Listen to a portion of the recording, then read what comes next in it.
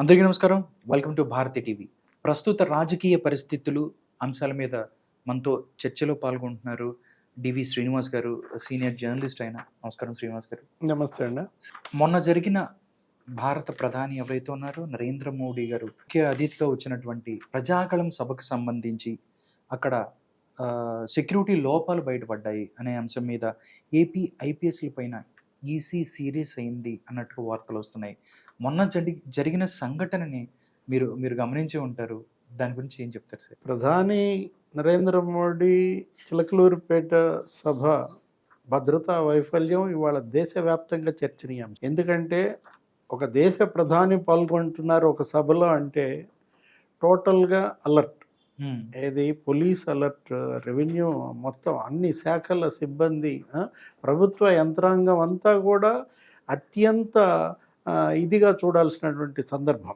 అలాంటిది అక్కడ ప్రధాని వచ్చినప్పుడు పాసులు ఇవ్వటంలో లోపాలు, ఏది ఆ పాసులు ఇచ్చిన వాళ్ళని అలౌ చేయడంలో లోపాలు, అసలు సంతకం లేకుండా బ్లాంక్ పాసులు ఇవ్వడం అనేది వాళ్ళ చర్చనీయాంశం. ఏది నిన్న నాదెండ్ల మనోహర్ జనసేన ఆయన కూడా ప్రెస్ మీట్ పెట్టి పోలీసుల వైఫల్యాన్ని ఆయన దుమ్మెత్తిపోశారు. ఏంటి అసలు ఎలా బ్లాంక్ పాసులు ఇస్తారు? వచ్చేది ఎవరు? సాక్షాత్తు దేశ ప్రధాని వస్తుంటే దేశ ప్రధాని పాల్గొనే సభలో మరి ఖాళీ పాసుల మీద సంతకం పెట్టినటువంటి ఆ ఎస్పీల పైన, ఆ డిఎస్పీల పైన, వాళ్ళపైన చర్యలు తీసుకోవాలి. ఎందుకంటే ఎంత నిర్లక్ష్యం, ఎంత ఉదాసీనత. ఇప్పుడు ఆ పాసులు గనక అవి మరి ఉగ్రవాదుల చేతికో లేకపోతే తీవ్రవాదుల చేతికో ఎవరి చేతులకో వెళ్ళి వాళ్ళ పేర్లు రాసుకుని వస్తే సరే, హెలిప్యాడ్ దగ్గరికి పాసులు ఉన్నాళ్ళని కూడా అలౌ చేయాలి. ఇప్పుడు బ్లాంక్ పాసులు ఇవ్వటం ఒక తప్పు, పాసులుండి వాళ్ళకి ప్రవేశం ఉండి వచ్చినటువంటి ఆ ముఖ్య నాయకుల్ని హెలిప్యాడ్ దగ్గరికి అనుమతించకపోవటం ఒక తప్పు. మొత్తం మనం చూసాం. ఏది ఆ భద్రతా సిబ్బంది పిఎం వాళ్ళ యొక్క ఎక్విప్మెంట్ ఉంటుంది, బందోబస్తు ఎక్విప్మెంట్, ఏది ఈ స్కానర్స్ ఇవన్నీ కూడా ఉంటాయి. వాటిని మళ్ళీ స్టేజ్ మీద నుంచి తెచ్చుకోవాలంటే నానా పాటలు పడ్డారు. ఏది ప్రధాని దిగి వెళ్ళిపోతున్నప్పుడు అవన్నీ సర్దుకుని వచ్చేలోపే జనం ఎగబడుతున్నారు వేదిక మీదకి సెల్ఫీలు తీసుకోవటం కోసం. Utter failure. ఏది చిలకలూరిపేటలో నరేంద్ర మోడీ పాల్గొన్నటువంటి సభకు భద్రతా ఏర్పాట్లు చేయడంలో అది పోలీస్ యంత్రాంగం వైఫల్యం, రాష్ట్ర ప్రభుత్వ వైఫల్యం, ముఖ్యమంత్రి వైఫల్యంగా, హోంశాఖ మంత్రి వైఫల్యంగా దాన్ని చూడాలి. ఎందుకంటే ఇవాళ ఎవరో అధికారులను బలి చేయటం కాదు. ఇప్పుడు గ్యాలరీలో ఇన్ఛార్జిగా ఉన్నటువంటి ఎస్పీ ఎవరు, ఆ గ్యాలరీలోకి ఎవరిని అలౌ చేశారు, పాసులు ఉన్న వాళ్ళని అలౌ చేశారా లేదా? అక్కడ మీరు వాటర్ బాటిల్స్ విసిరేసుకుంటాం ఏంటి? ఒకవైపు అది కీ ప్లేస్, ప్రధానికి అత్యంత దగ్గరగా ఉన్నటువంటి ప్రాంతం, ఆ గ్యాలరీలో వాటర్ బాటిల్స్ ఇసిరేసుకుంటుంటే ఈ పోలీస్ ఏం చేస్తోంది? అక్కడ ఉన్నటువంటి ఇన్ఛార్జ్ ఎస్పీ ఎవరు గ్యాలరీలకి? సేమ్ అదే ఇష్యూ అన్నమాట. ట్రాఫిక్ క్రమబద్ధీకరణ మీద అసలు ప్రధానమంత్రే మాజీ ముఖ్యమంత్రిని ప్రశ్నించినట్టుగా మనం చూసాం. ఏంటి, నేను పైనుంచి చూశాను హెలికాప్టర్లో వస్తూ కంప్లీట్ హైవే మీద మొత్తం అంతా కూడా ఈ ట్రాఫిక్ ఏంటి, ఈ విధంగా ఇంతమంది తరలి వస్తున్నప్పుడు ఏర్పాట్లు ఏంటి, ఆ వెహికల్స్ అన్నీ కూడా 3 కిలోమీటర్లు 4 కిలోమీటర్ల అవతల ఆపేస్తే వాళ్ళు నడుచుకుంటూ వస్తున్న సన్నివేశాలు ప్రధాని స్వయంగా పాయింట్అవుట్ చేసిన సందర్భం. ఎందుకని ఆ ట్రాఫిక్ ఫెయిల్యూర్ ఏంటి? ఎందుకని పార్కింగ్ ప్లేసు ఒక 225 ఎకరాలు, సభా వేదిక 75 ఎకరాలు, 300 ఎకరాల్లో వాళ్ళు ఏర్పాటు చేసుకున్నప్పుడు వచ్చిన వాహనాలు వచ్చినట్టుగా పార్కింగ్ ప్లేస్లోకి మళ్లించకపోవటం ఎవరి వైఫల్యం? ఆ ట్రాఫిక్ ఇన్ఛార్జి ఎస్పీ అతను బాధ్యత వహించాలా వాటికి? అంటే వీళ్ళు ఇక్కడ కూడా ఇచ్చారు సార్, ప్రజాగళం సభకు సంబంధించి ట్రాఫిక్ క్రమబద్ధీకరణ విధులకు ఇన్ఛార్జిగా ప్రకాశం జిల్లా ఎస్పీ పరమేశ్వర్ రెడ్డి, ప్రకాశం జిల్లా ఎస్పీ సార్ అన్ని ఇచ్చారు. సభా ప్రాంగణంలో గ్యాలరీలకు బాధ్యుడిగా నెల్లూరు జిల్లా ఎస్పీ తిరుమలేశ్వర్ రెడ్డి, హెలిప్యాడ్ వద్ద ఇన్ఛార్జిగా శ్రీ సత్యసాయి జిల్లా ఎస్పీ ఎస్వి మాధవ్ రెడ్డి, మొత్తం వ్యవహారాలన్నిటికీ పల్నాడు ఎస్పీ ఎవరైతే ఉన్నారో రవిశంకర్ రెడ్డి, వీళ్ళందరూ వ్యవహరించారు. ఇప్పుడు పల్నాడు ఎస్పీ రవిశంకర్ రెడ్డి పైన చర్యలు తీసుకున్నారని కూడా మనం వార్తలు వచ్చాయి ఈ రోజు మీడియాలో. ఏది మొత్తం 3 పార్టీల నాయకులు దీన్ని కేంద్ర ఎన్నికల సంఘం దృష్టికి తీసుకువెళ్ళినట్టు, కేంద్ర హోం మంత్రిత్వ శాఖ దీని మీద ఏదో నివేదిక అడిగినట్టు, సాక్షాత్తు పిఎంఓనే దీన్ని ఏదో సూపర్వైజ్ చేస్తోందని కూడా మనం వార్తలు వింటున్నాం.